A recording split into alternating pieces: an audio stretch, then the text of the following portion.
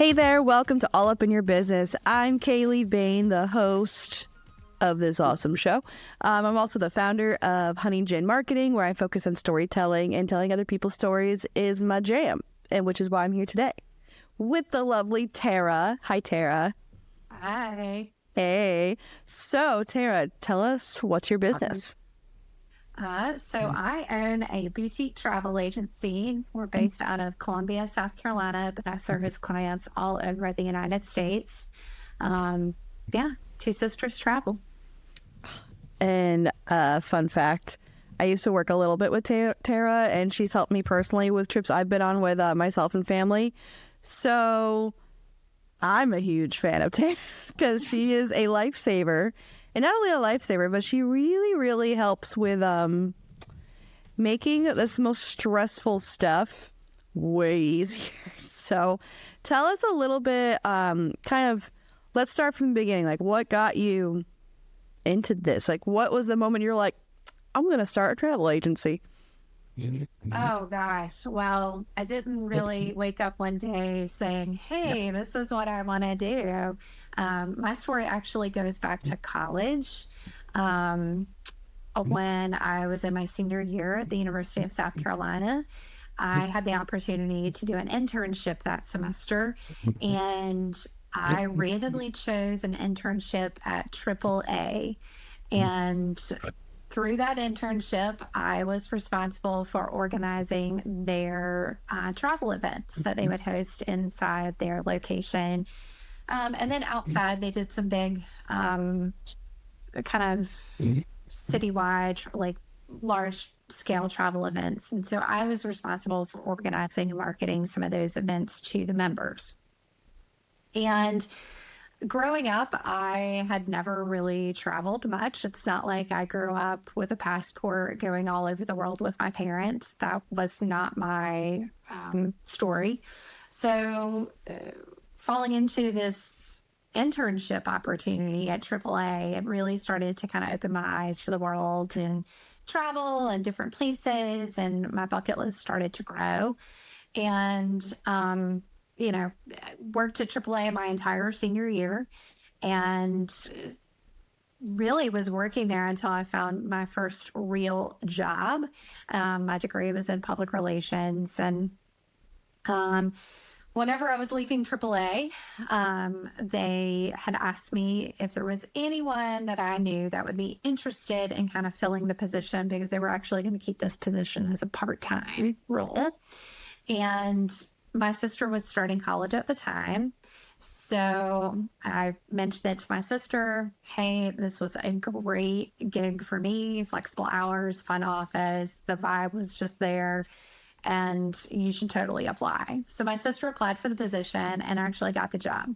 And then my sister decided to stay and travel, dropped out of college, and has been in travel ever since. And then kind of fast forward my story a little bit, worked in public relations marketing for a national home builder, did that for several years, and then kind of found myself at this crossroads, and not so much in my career, but just in life in general, and wound up taking a financial peace class at my church. And financial peace is like this branded financial education class by Dave Ramsey. And he's kind of like a financial guru. And anyway, wound up taking his class at my church. And one of the things of the class was second streams of income. And, what can you do on the side to earn extra money to pay off your debts? And I was like, well, I could probably sell travel, I worked at AAA and in college, and everyone was always calling me to plan their trips. And I would basically just tee them up for my sister and say, hey, so-and-so is looking to go on a cruise. They should totally do this cruise and, this particular itinerary, and you should call my sister to book it. And so I was sending her a lot of business. Realized that this was probably, not advantageous for me looking to pay off my debt. So I started selling travel on the side. And one thing really snowballed into the next. And here I am, owning a travel agency 12 years later. And honestly, probably much like most people starting a small business, it really just started because I wanted to do what I loved doing, but just doing it for myself. And I didn't really realize I actually had a business until probably like 6 years ago. So, like the first 6 years of owning a travel agency, I just thought I was selling travel. Little did I know I was actually selling travel and running a business too. So, hey, bonus. That's right, you do both. Oops. But nonetheless, here I am and still doing what I love. I mean, still planning travel. But as time moves on, my kids are getting older and I'm personally wanting to travel more and grow and scale my business so that maybe I one day can retire. Retire? What's that mean? Weird. I know, right? And just travel. That's the end goal here is just right, travel just travel. more. Yeah. Oh my gosh. So I remember because one of my favorite things about starting when I worked with you for a little bit, I remember like the first day you were like, all right, let me give you the whole background. I was like, I love this because when you start somewhere, they usually don't give you the whole background of the story. You're just told to like, go work, have fun. And it's like, okay. But no, I love your story and like how it's like literally like, so it's called Two Sisters Travel. AKA Tara and her sister, the two sisters. And I was like, oh, it's such a good name, and I love that. So, when did you guys decide to come together? Or, I mean, I know you just said all of that, but like, when it was like the moment you both were like, let's make this a business? Like, how'd you come up with the name? Like all that stuff.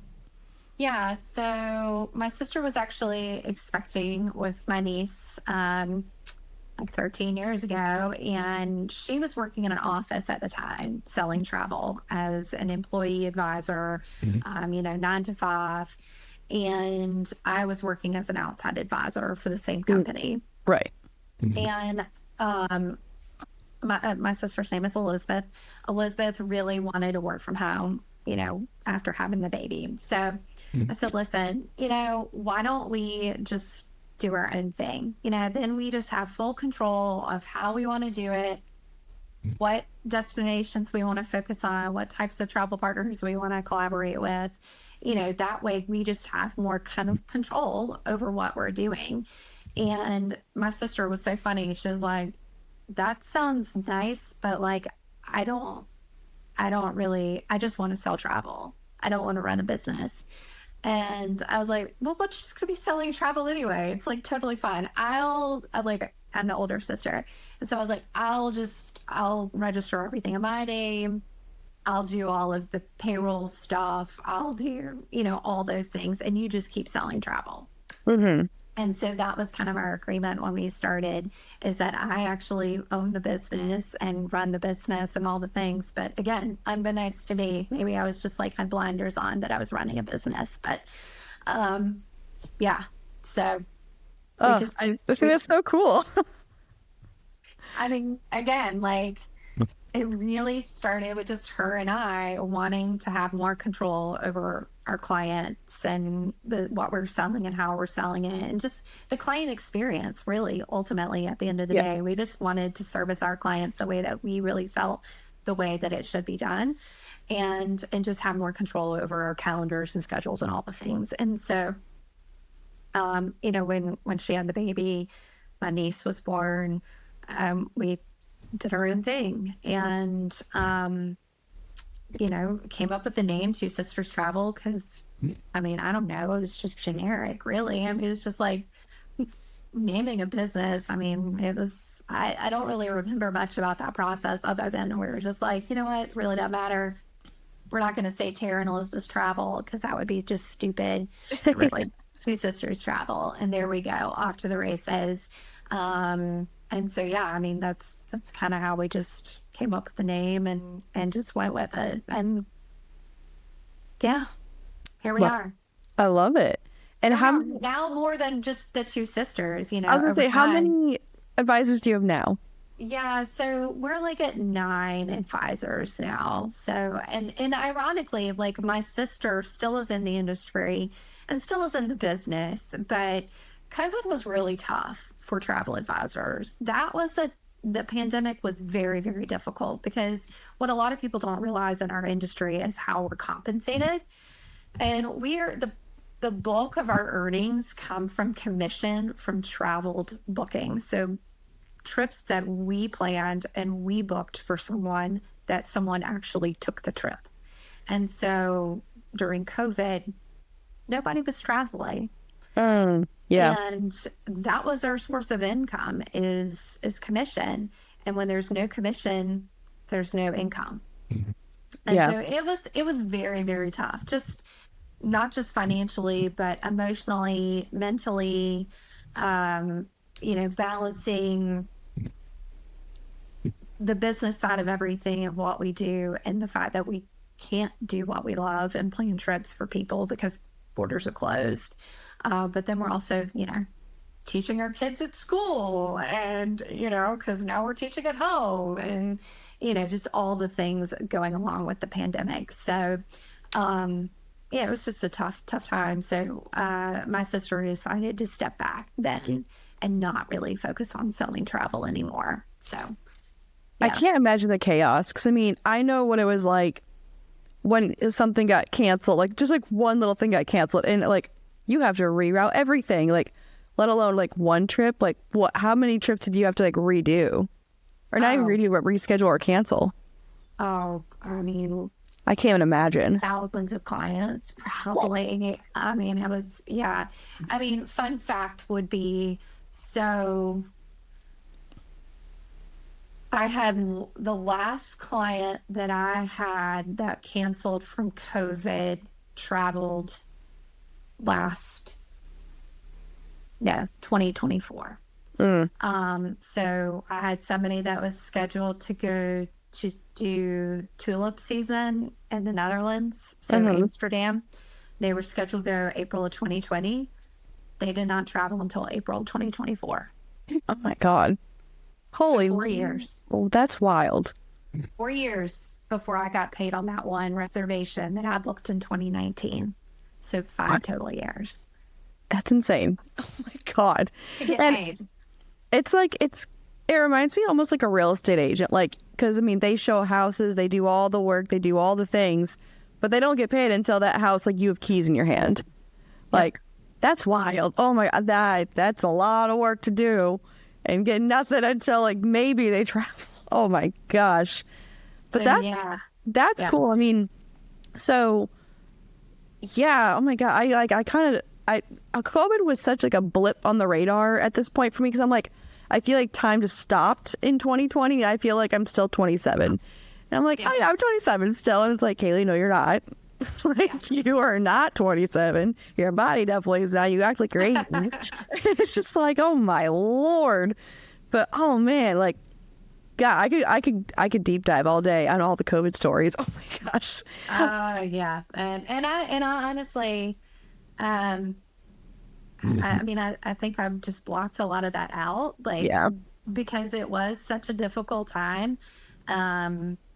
Just Yeah. again, mentally, physically, emotionally, financially, all Right. the things, that, I mean, thankfully, on the backside of COVID, what it did for the travel industry or for travel advisors specifically,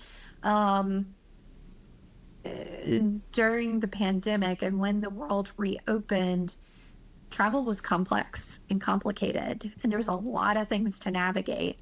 And nobody wanted to do that on their own, and everybody wanted to go somewhere. But it was much more difficult to go places right as the world was reopening with all the COVID testing that was required. And it was constantly changing, and just managing all those logistical pieces became a nightmare for most people. Yeah, I'm And sure. and the demand was there to travel. So that really kind of elevated the value and the knowledge and professionalism that a true travel advisor brings to the table, and the fact that we can navigate that for you, with you, by your side, and that type of thing. So then coming out of the pandemic, the demand was so high for travel advisors. I mean, really and truly banner years for me, 2021 to, well, not really 2021. It was really just kind of a getting back to normal, but 22, 23, 24, record breaking every single year for me. Oh, that's awesome. That's so cool, though. That was a huge comeback. Yeah, I mean, it is it's a great comeback for sure. But almost kind of like a unmanageable scenario too. Like, it would be nice to have some of that staggered over time, but it was like, no, it was like the floodgates just opened and you had to just drink from a fire hose while you could, and it was just a little insanity going along with it. But things are leveling out now, and the pent-up demand is definitely starting to slow, and we'll see what 2026 has in store. Absolutely. And now kind of turning a little bit, I think there's two things I want to talk about, which I think just watching your journey, and you gotten married and you have a blended family now, which I love seeing. And I'm like, oh my God, Tara's killing it out here. And your family's adorable and gorgeous. And I want to talk about the trip you took with your son to Japan. Yeah. As I thought that, first off, like going on a trip with your parent overseas and experiencing another culture, I think it would be like the coolest thing ever. Because I went to school for anthropology, so like I'm very into like the arts and the culture, and getting to share that with someone, especially like a parent, I think is so cool. And like your son was what, 18? I don't remember how old he was. Yeah, actually, so that's my kind of COVID story. You know, everyone has a COVID travel story, and when my kids were really little, so I have two that are mine, Landon and Copeland. They're now 19 and 15, but when Landon was in elementary school, I kind of came up with this idea that for their 13th birthday, I would give them a solo trip anywhere in the world, me and that child, to celebrate their 13th birthday. And so my son was 13 in 2020. And so he had chosen Japan. So we had this amazing trip planned for April of 2020 to see the cherry blossoms. And of course, Japan closed in February of 2020. Yeah. So there was nothing to be experienced then. So we had to postpone the trip for 3 years. Oh, so God. Yeah, we went in April of 2026, and he was 16 when we traveled. Wait, April? When? I'm sorry, April 2023. Okay, I was like, I know this episode coming out in May. Either April or May of 2026. So like, hold up a second. Okay. We're in the future. What year was it? April of 2023. Okay, 23. Got it. Yeah, so 3 years later. So he was 16. So we went to Japan, just him and I. We did 3 different cities and 9 nights, and it was amazing. It was amazing to get to experience a destination that he was passionate about, that he wanted to explore, and to kind of experience things and see things through his eyes and his interests. And it was fun. It was a great trip. And then when my daughter turned 13, it's so funny because the kids are, just so polar opposite. For her, she didn't really care about the destination. Like, I think she chose, probably for the 6 months leading up to her birthday, because I make them decide at their birthday when they turn 13, I need your decision. So it's a conversation we're having, that entire year that they're 12. Where do you want to go? Are you 100%? Because they're kids too. Yeah, true. Their interests change like the wind blows.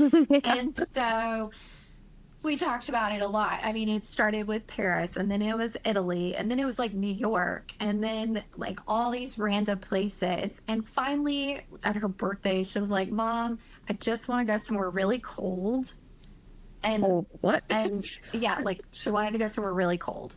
And then she was like, "I just want to go somewhere that no one else in the family has been, and do something really cool." And I was like, "Okay, so."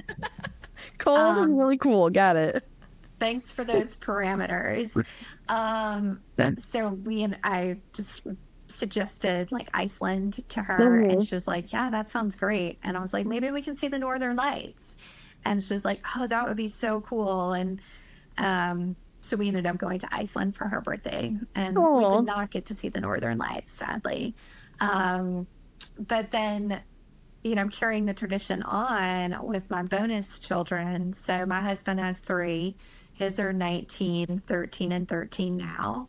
So with the 19-year-old, I was like, listen, Bryce, the window has already passed for you. Like, he sorry, was your time's coming on. he was 16 when we got married. I was like, I can't take, it would just be weird for me to take you on a trip now. And, like, I'm sorry. It just didn't work out for you. But for the twins that are just turned 13 in October, I'm carrying on the tradition with them. And my stepdaughter, Ella, has chosen Japan. So Okay. I'm actually going back in April of 2026. So Oh, this very year. cool. So you get Yeah. to see it all again. I get to do it all again through her eyes this time, but she's super Yep. excited. And obviously some of the same kind of interest as Landon had on his trip with the anime and the just Japanese culture and all the things. But and then my stepson Banks, he is really into World War II history. And Hey. so he has decided that he wants to go back to Europe. And I suggested, why don't we do France, Germany, and Austria? We're actually going for the anniversary of D-Day. So Oh, we're going to be wow. in Normandy on the anniversary of D-Day. Oh, I'm jealous. I went to Normandy and Normandy was beautiful. And I like World War II also. And so just the history there was wild. Like that oh my God, I could geek out. It was great. He is going to geek out. So we're going to Mhm. do Normandy for the anniversary of D-Day. We're also doing like 4 nights in Salzburg, Austria. And so we're going to go over to Berchtesgaden, and we're going to go to the Eagle's Nest, which was Hitler's residence. And then, of course, we're going to add in some time in Berlin. Uh, So, Man, yeah. that is so cool. Oh my gosh. Yeah. Being 13 and doing that, oh my God, that's awesome. Yeah. So it's fun. Like, I can't wait to kind of make these memories with each child individually. And yeah, Yeah. it'd be You good. gotta figure out something for the 19-year-old. Even if it's like something little. Like, okay, like let's go over here. But dad can come. I told Ben that like the next big family vacation that he could have the deciding vote, because Okay. I think he that's did bring good. it up. He did bring it up for the twins' birthday, and it was like, I never got a 13th birthday trip. So at least he gets to have a deciding factor for the family vacay. So that's funny. So trying to think of one of the vacations that we did together I thought was really cool was the college trip. I'm Yeah. not sure if you remember that one. Oh yeah. Um, How could I forget that? that was insanity. Like, oh my God. How many was there? Like 19 of them? No, 150 college That's kids. that's right. That was not 19. There was 150-ish kids. Yeah. It was wild. And I remember we had a spreadsheet. We're like, okay, this one wants this one wants that. It was just like, wow. But then you ended up like going with them, right? Yeah, I did. I went down to the hotel for the first 2 nights just to make sure that they all got checked in okay, and, put some of the parents' minds at ease, because these Yeah. kids were 19, Yeah. traveling to Mexico. And I know that that brought some anxiety for a lot of parents. I mean, as a parent of a 19-year-old now, I get it, Mhm. what some of them were probably feeling and thinking. But yeah, So then that was can you walk us through like what it would look like to work with you if you were to either work with a family or something like that, like where like if you needed that at ease mind type thing, like you'd go like that, or how you kind of like scope out the place, and can you just like walk yeah. us through like a scenario? Yeah, yeah. I mean, I think really I'll kind of even break it down, um, bigger picture than that is, I really think the value of working with someone like me or a professional travel advisor comes down to time. And you don't want to take a very precious vacation memory, especially celebrating a honeymoon, an anniversary, a major milestone, graduation. I've done adoption trips, a big multi-generational family trip where you've got grandparents all the way down to the, 4-year-old grandkids that are going someplace where everyone, you've got teenagers, you've got 20-year-olds, you've got toddlers, and you have to make everyone happy. Working with a travel advisor in those situations, your time is precious, not just time that you're taking off for the trip, but the time that you're planning this trip, because planning an itinerary takes a lot of time. I think a lot of people don't realize just how much it can take up. So I really kind of say that, working with me protects your time, your investment, and just your overall experience, because we don't get do-overs in life with our time. Our time is our most precious asset that we have. We can't get it back once it's spent. And you don't want to take some very precious vacation memories or important trip and screw it up by choosing the wrong dates, the wrong ship, the wrong resort. Just the overall logistics were terrible. It's too important to mess it up.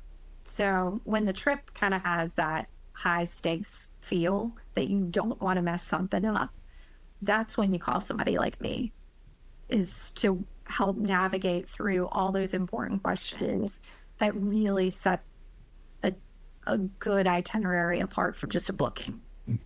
Mm-hmm. And I will say, working with you, for my personal trips, I worked with you a couple times. Mm-hmm. And one of them was a really, really bad situation. And I'm not going to go into the details of that because yikes. But let's just say it was a real... Oh, yeah. I mean, who does it? Who, if you're actually listening and you were part of my life, in 2019, it was a shit show. And my life was going down the drain. I was getting cheated on. And it was like this whole thing. And all of a sudden I was like... And I get a call from Tara saying, hey, they want to switch the room to their names. And I'm like, I'm sorry, what? I just paid for this whole trip and they're going to, what? And I was like, oh my God, I cried. It was a whole thing. And I had to quickly find someone to fill the place. And it was a mess. And Tara was so calm, cool, and collected. She was just like, don't worry. It's going to be fine. We're going to get through this. And I was like, are we though? I don't think we're going to make it to the trip. So I will say you handled it so well.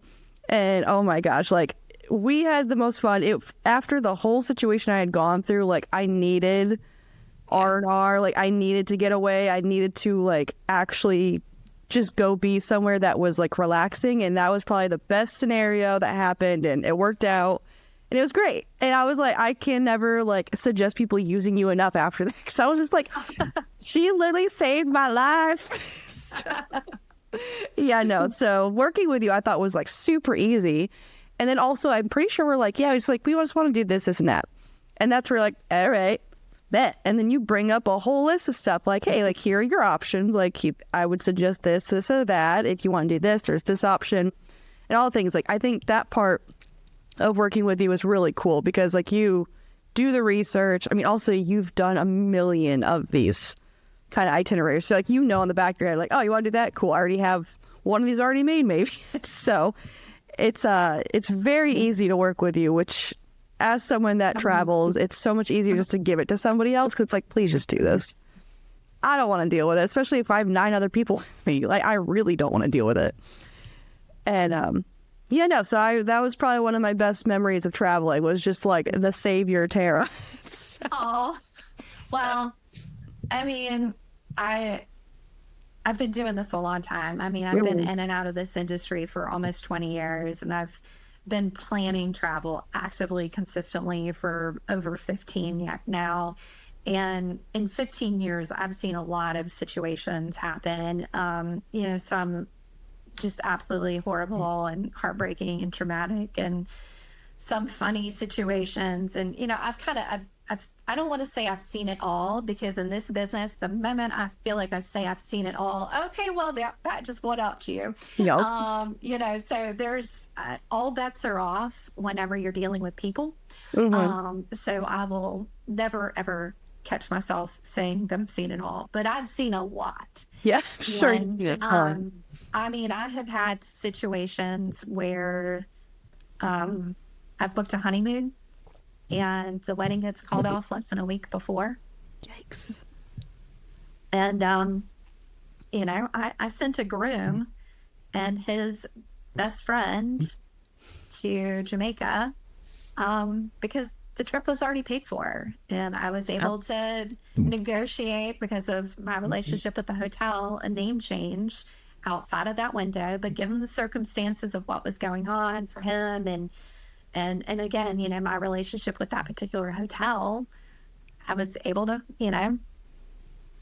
make a little bit of lemonade out of the lemon. So Absolutely. I wouldn't say it worked out, but I mean, it's better than being out, I don't remember, $12,000 or whatever it was. Yeah, absolutely. Like, I would have been devastated if I had paid for 2 spots on a cruise and then it was someone else took that. Because that's what almost happened. Like, they were trying to take it. And I was like, but like my whole other family's going on that trip. Like, what do you mean? So, oh man, that, like, thinking back on it now, like, I can laugh because it was really funny. But like in the moment, I was terrified. So, yeah. But yeah, I mean, it's, yeah, I mean, it happens. I really try to I really try to take the approach with, all the clients that I work with of, I'm your advocate. I'm here. I've got your back. Let me try to help navigate through whatever this is. Because that's kind of the peace of mind and the assurance of working with a professional. And, in this industry that I'm in particularly, I mean, kind of like, real estate, right? I mean, there's a lot of people that sell real estate as a side hustle. They just have a real estate license because they want to just, sell a house here and there, friends or family. But there's definitely a difference in the quality of the experience that you're getting with someone that does this on the side versus somebody that does this as a career. Exactly. No, that's a great way to put it. And I mean, that's where I am, because there's a low barrier to entry in the space that I'm in. I mean, anybody can basically, get a certification and say that they're a certified travel advisor, and they might not even have a passport. Yeah, maybe. Yeah. It's all, it's just very broad, like everything you could do. And then going off of that, kind of like, what's a hard lesson you've learned? Any kind of hard lesson you've learned in your years of doing this? I mean, I would say in business, probably one of the hardest lessons that I've just had to learn is always have a contingency, a backup plan. Because your clients don't care what's happening. I mean, they do. Most of my clients do genuinely, I think, care about me and my family. And, so many clients now over the years that I've watched their kids grow up. They've watched my kids grow up over social media. And I mean, we just kind of have this bond of, I've planned all these great trips for you. And, but at the end of the day, they've hired me to do a job. And if life happens, you need to kind of have that backup plan so that these clients are taken care of. And in 2018 and 2019 and really into 2020, I just had a lot of personal things that happened, starting with Hurricane Florence and losing my house, to the flooding that happened after the hurricane hit, and then going through a divorce that, it just kind of, life was snowballing in a valley. And if you don't have a backup plan as a business owner, it can really bite you. Yup. I can't say more to, like, yeah, like I always have plan A, B, C, and then to Z done, because I'm like, I'll be damned if something happens and I don't have a backup plan, because not having that gives me high anxiety, because like I'm just someone that likes to be prepared for every kind of scenario, and then the ones you don't think about, because you literally just never know. Like life happens and you just don't know what's going to happen. So yeah, backup plans are great. I mean, yeah. And I mean, like, that's great that you've got everything up here in your head. That's fantastic. But like, what if you lose your head? You know, like, Sure. I mean, Yeah, exactly. what, like, how is that going to fix, things for whoever's trying to pick up some pieces if you're not available to do your job? And so I think that's probably the biggest lesson that I've had to learn is I have to get things out of my head and into systems and processes so that my team can help me kind of manage and navigate and make sure everyone's trip runs as smoothly as they can. Yeah. Yeah, absolutely. And then so going off of that, one of the last questions I have is, what's a piece of advice you would give someone wanting to start their own business? Oh, gosh. Loaded question. Think really hard about it. I feel like for me, I'm playing the catch-up game on the business side of everything because whenever I started this business, it didn't really, the gravity of running a business never really sank in. It didn't really sink in until, like I said, about 6 years ago. Like right before the pandemic happened. Honestly, that's when it started to occur to me that I actually run a business, like 2019.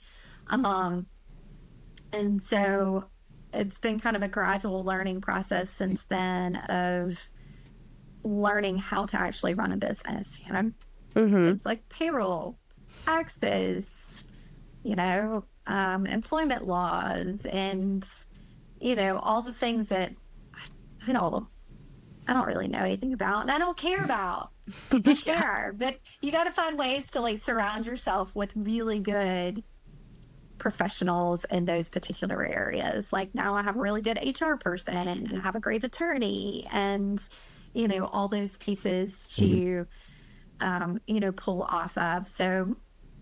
But yeah, I think that's kind of one of the most important, like when I had the business back in Myrtle Beach, like I think I was like 25, 26. Like, first off, I had no business doing that. That was dumb. Secondly, like, I wish I knew all the things I knew now.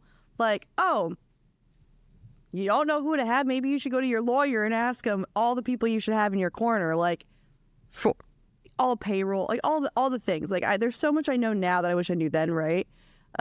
So that's part of the reason of asking this question on the podcast is because I'm like, everyone has such good advice, and I think I've recorded like, I don't know, maybe 12 or 13 of these, and no one's repeated the same advice. So I'm just like, that's pretty cool. Like, that's 13 people telling me 13 different things. Like, I'm like, hey, like, I wish I just like had someone like that in my corner to tell me like, oh, like, make sure you have this and talk to this person and do this. And like having a checklist of things, like, that would be cool. So.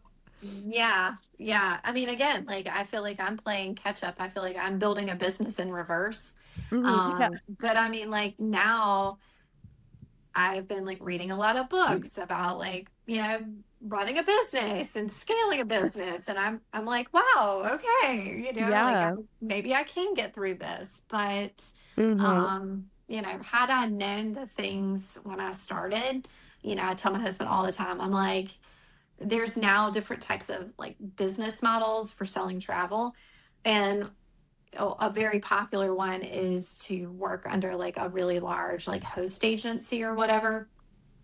And I'm like, if I would have known that was an option then I would have just done that. But instead I was like, no, I'll just go start my own agency. So sorry for what, yeah, I got it. Why not? What are some of your favorite books you're reading that like are like business oriented? Oh, why did you have to ask me that question? I don't know. I mean, of course, everything I read, like everything now is, actually, I do know which one that I'm reading right now because it's a paper book, and it's on my floor. It's how to tell a story. It's a book about storytelling. Oh, I love that. Ooh, you're gonna send me you're gonna need to send me that one because I love storytelling. So yeah, actually, so there's an organization called Moth, like a moth to the flame, and they do these like storytelling. I don't want to say like a camp because that makes it almost sound like really elementary, but they do these storytelling kind of like improv type situations, and they do them all over the United States, and you can sign up and go and tell your story, and like they have people that are going to critique it on like, you know, all the different components of a story, and you know, just to help people become better storytellers of sharing their experiences, because that's how as humans we learn, Mm-hmm. is by sharing our experience with other people, and our attention spans are shortening, so to be able to do that in a very succinct way and captivating an audience is incredibly important. And I think Mm-hmm. especially in a business where, you know, particularly that I'm in, is a very kind of engaging storytellish. I mean, everybody wants to come back from their trip and talk about it.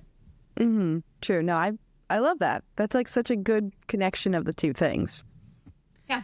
So, as we wrap up, where can people find you? What you got? What do you have going on right now? Anything? Any cool trips like that are coming up or that you're planning at the moment that you're like super psyched about? Well, personally, you know, I try to stay home the first quarter of the year just because it's really busy, you know, historically in travel. Everyone is around their family between Thanksgiving to Christmas, talking about all the things that they want to do. They get a little piece of FOMO from a cousin. They got to show up the other cousin that they're taking a better trip in the next year. So my phone typically rings off the hook January through March. So I'm really, really busy right now, planning all kinds of really cool trips. But then personally, I start traveling in April, and I'll be in Japan with my stepdaughter in early April.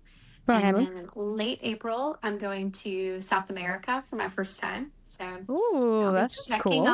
checking off the sixth continent, so only one to go. Oh man. Um, so I'm doing Chile and Argentina for 2 weeks, and then I'll come home for about a week and a half, and then I go to Europe with my stepson, Germany, Austria, and France, and then I'm home for about 2 weeks, and then I go back to France with my husband. We're gonna do a river cruise in kind of the wine region in Bordeaux. And then we're going to tack in a little bit of time to catch one of the legs of the Tour de France. Oh man. Oh man. You got so much going on. I'm loving this. I'm like living Yes. vicariously through you. Yeah. So that gets me through July. And then the fall is to be determined. I have a couple of Mm-hmm. conferences, and I'll definitely throw something else in the fall. Probably I'm going to try to take an ocean cruise because ocean cruising is not my personal favorite way to travel. I'm more of a land itinerary girl, and it's been 3 years since I've been on an ocean cruise. So I really need to get on the ocean this year. So I'll Mm-hmm. probably try to do that in the fall. Fun. Yeah. Last question. What's your favorite place you've been to out of all the hundreds of places you've been to? Oh, Kaylee, that's an impossible question. I That's like asking know. It's what's like your asking favorite what's your favorite song. Yeah. child. I can't do that. I tell my kids all the time. My favorite two Top children are five. cats. Or my Yes. cats. You Cats. know, That's a good they're my answer. cats. Okay. Um, Top five. Top five. I will. Well, what I will say is this: I will give you three destinations that has have. I wouldn't. I changed me as a really bold statement, but three destinations that have really been eye-opening experiences and very spiritual type experiences. The first one would absolutely be Southeast Asia. So I just did Southeast Asia in fall of last year. I did Thailand, Laos, and Singapore. And actually, Laos was incredibly amazing. What a beautiful country to visit. I cruised on the upper Mekong. Actually, like um, these bracelets I got from a Buddhist monk in Luang Prabang, and I'm still wearing them. I got them in August. Oh, But just a really, really cool experience in humility, and just the people are so friendly, and just absolutely loved Laos. Another one would be Morocco. I absolutely loved visiting Morocco. That was that was my first destination that is predominantly of the Islamic faith. And so, being an American, Islamic faith is not something that we learn a lot about. Um, and I just thought it was amazing to see that all the mosques and to hear the calls to prayer, every few hours, and just their um, devotion is incredible. They're just it was just a really, really cool experience to be in Morocco. Um, and then Africa, man. safari. Ooh, a Safari, safari. yeah, safari is definitely one that once you travel to the bush in Africa, no matter what country you visit, um, a piece of your heart just stays there. It's just the people, the place, the wildlife, the culture, all of it. It's an incredible experience to go and be on safari and see these animals just living their best life out there in the wild, and seeing the circle of life. I mean, I when I did safari, I did it in the fall of 24. And actually, I had 5 couples that came with me that were clients. And we traveled together for 2 weeks between South Africa, Zimbabwe, and Zambia. And everyone loved it. They loved it so much that I'm planning to do the same thing next year in Botswana. But when I did safari, um, there was some people in the group that, you know, everyone that does Africa goes for a different reason.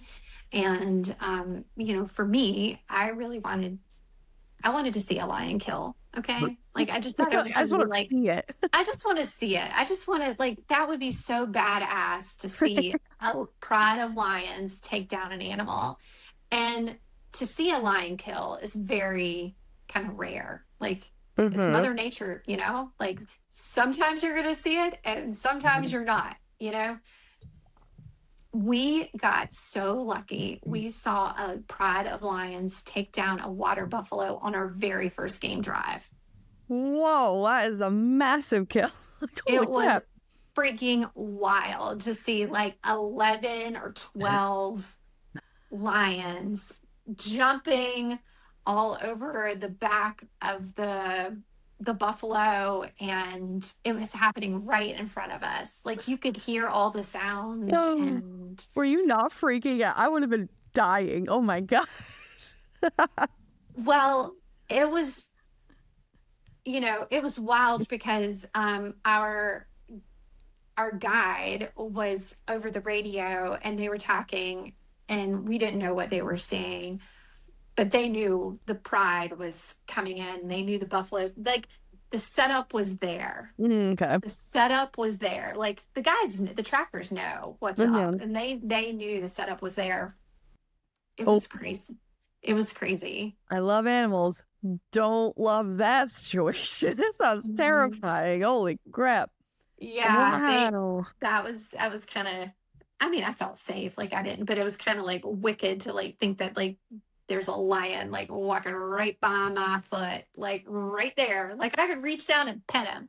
Hmm. Um, I Yeah. think probably the animal that, of course the Lion King screws us all up, but the hyena, right?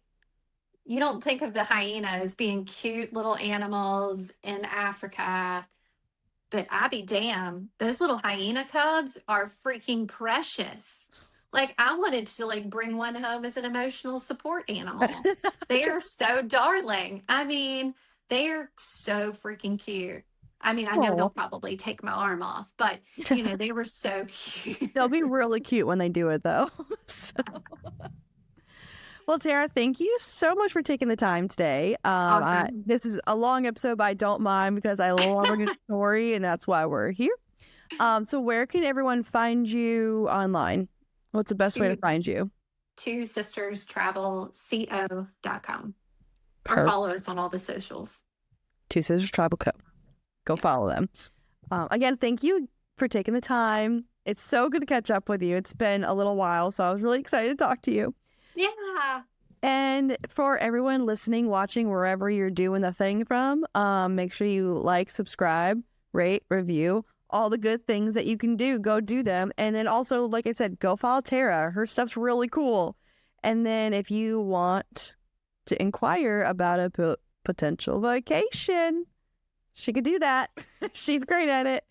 I highly suggest if you even just want to talk to her, like, I don't know what I want to do, but like, should I? And what should I do? Like, how to do it? Like, she will walk you through. She has a checklist. Like, it's amazing. So definitely hit Tara up for all of the trips that you don't want to plan. Because to be fair, who wants to plan a trip when you're going with a lot of people? Not me. So thanks again, and I'll catch y'all next time.